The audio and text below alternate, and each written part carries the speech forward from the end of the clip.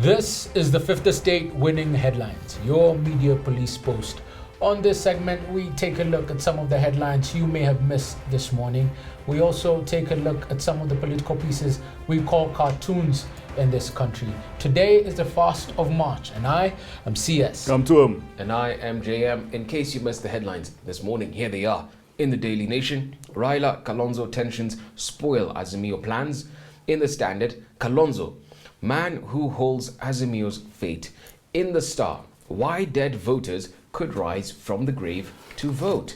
And in the People Daily, running mate position rattles RUTO coalition. 2M, kick us off.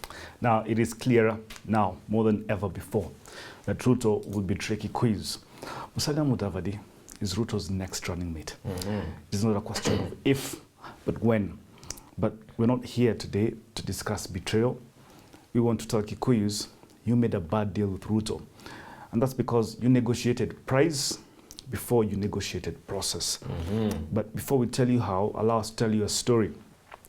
A couple of years ago in the Silicon Valley, two co-founders of a tech company walked into a meeting with the CEO of a Fortune 100 company who had agreed to invest $10 million with them.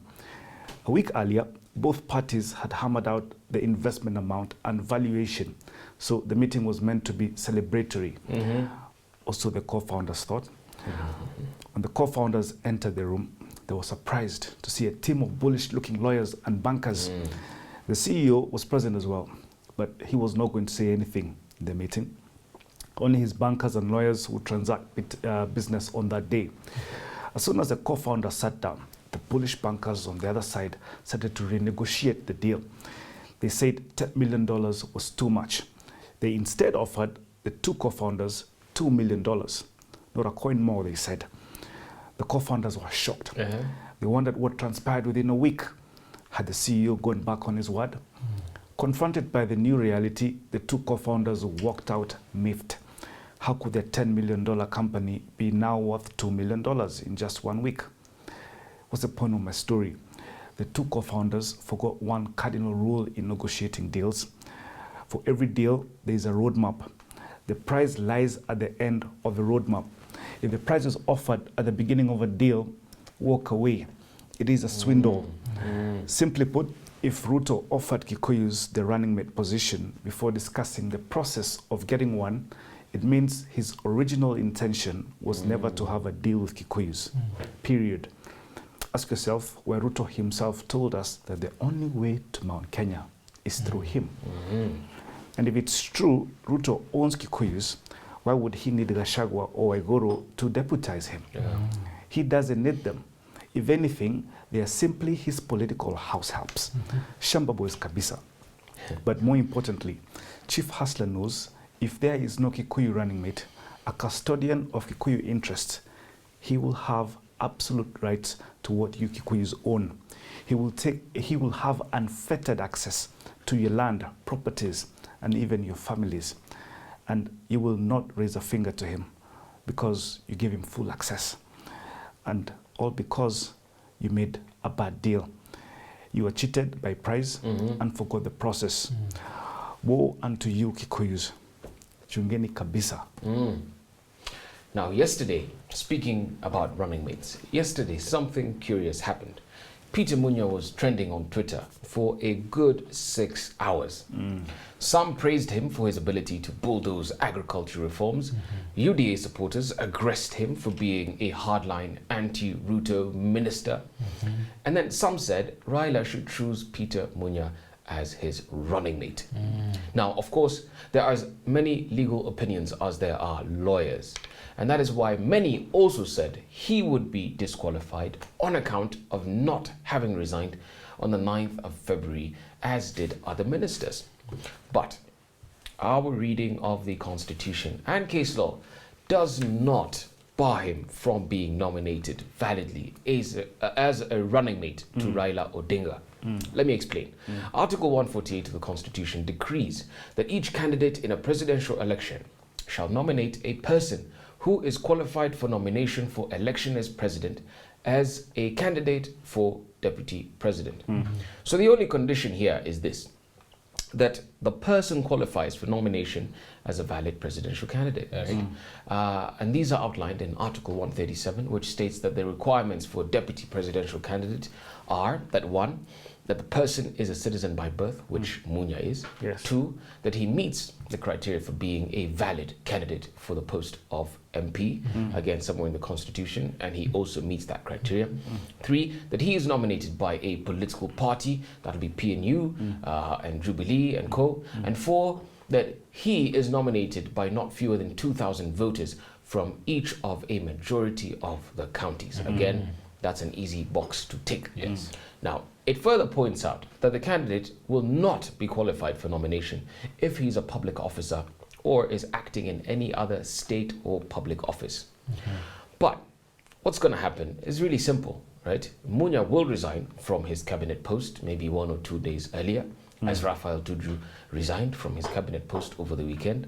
And then shortly thereafter, he will be nominated by the Jubilee Party and the Azimio coalition party. Right. Now, obviously, there is the small matter of the fact that he did not resign on the 9th of February.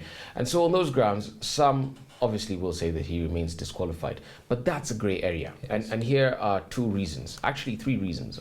First, on the matter of the law.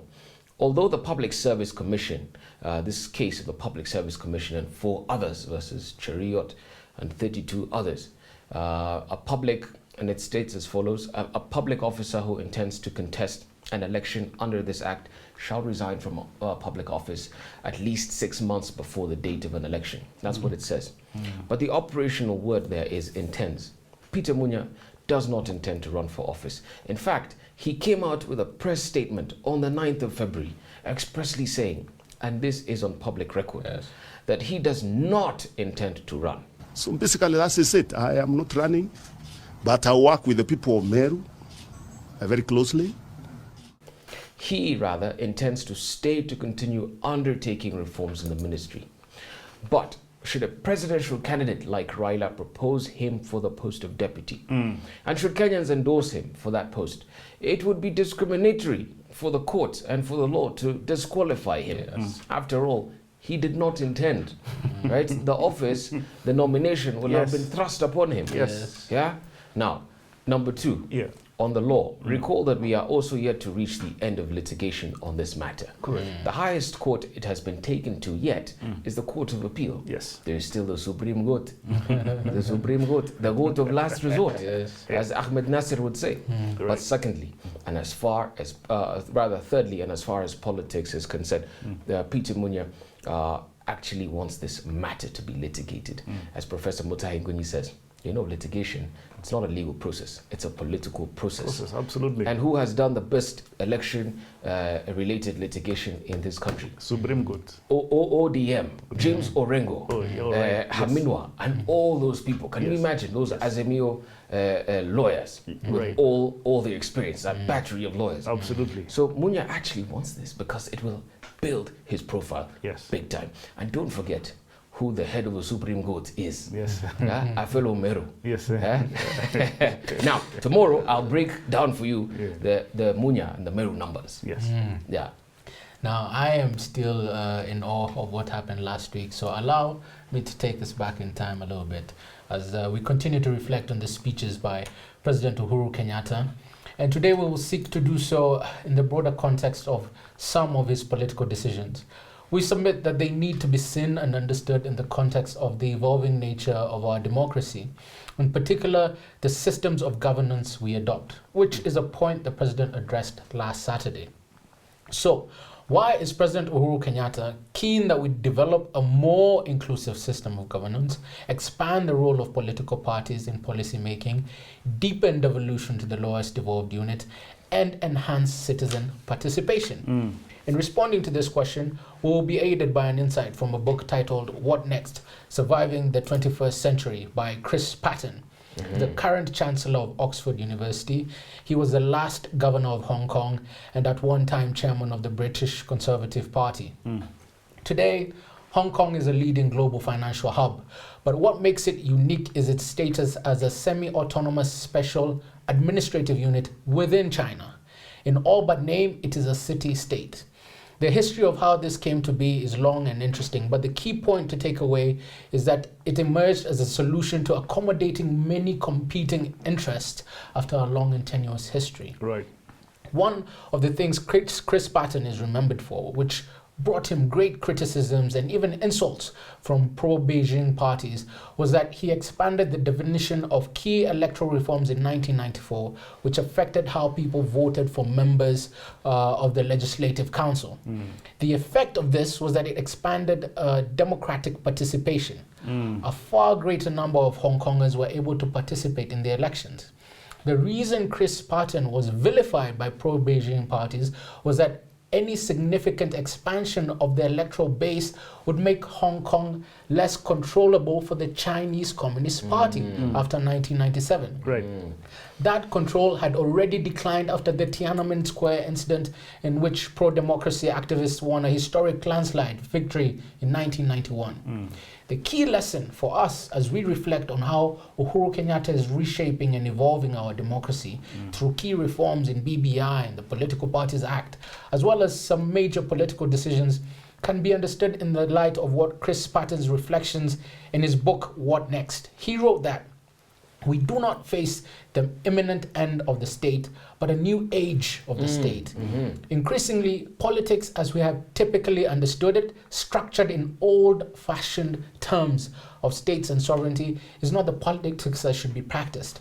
This has important consequences for how we think about citizenship, both in and beyond the state, and for what should be expected of individual citizens in a world where responsibility, authority, and control do not wholly lie with the state anymore, except in the sense that states have to make the choices and carry the consent act in concert. The point is about developing a broader civic sense and persuading individuals that ultimately sovereignty rests with them. This is one of the main arguments that animated BBI, and it is why going forward, political parties will be avenues for influencing public policy, and it is how we can increasingly accommodate many competing interests after a long and tenuous history. Fantastic.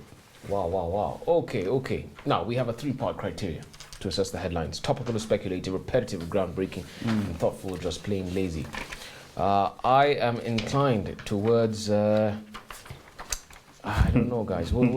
People Daily. I think let's go with People Daily. I Yes. mean, Kikuyus did expect to be told that they will be Ruto's running mate. Absolutely. But it just so happens Musalia is Ruto's newest catch. Yes. Yeah. And Gachagua is being told it's not what it looks like. Yeah. Just by way of an honorable mention, the Star raises a valid question. There are a lot of election issues that need to be sorted. Ms. K has talked about it severally, but it's still a little pessimistic. So That was my throw. Okay. So that's tossed onto the winning cartoons. We've got a three-part criteria: humorous or dry, satirical or pessimistic, and effective or just plain lazy. Let's begin with the Daily Nation. Daily Nation, you have Ndula there, and it's caricatures of Deputy President William Ruto atop Kenya Airways plane with Anwe Guru and Musalia Mudavadi. And you know, they are tangaing. I don't know where, I think they are in the States. And I think, and the caption there, sorry, is International Rooftop Tour. I think this is off the comments President Kenyatta made in Sagana. That you have some fellows love working from atop cars, and work is done from offices. But I mean, word of caution here, note of caution to William Ruto. Don't think you're very safe in the States and in the UK. You just do not know what Karim Khan is up to.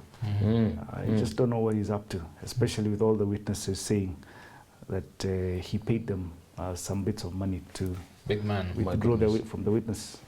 My goodness. Okay, I think we put that cartoon in the parking bay. Yes. What do you have in the Standard? Standard, you have two pictures juxtaposed against one another, both identical. You see a tent there and a lot of cursing coming on from inside the tent.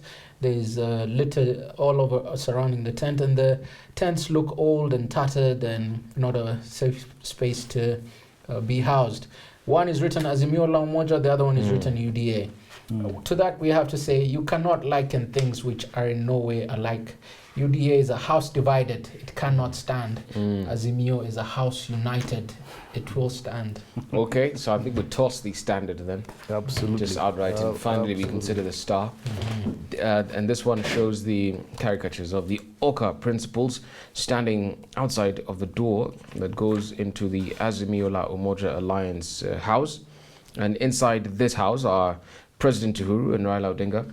And they're looking outside the window of the Oka group. You've got Kalonzo Musyoka dressed in, I think, house help attire there, carrying a bag full of conditions, together with Gideon Moi and some other leaders. Like, I think His Gideon. children. Oh, okay, yeah, absolutely.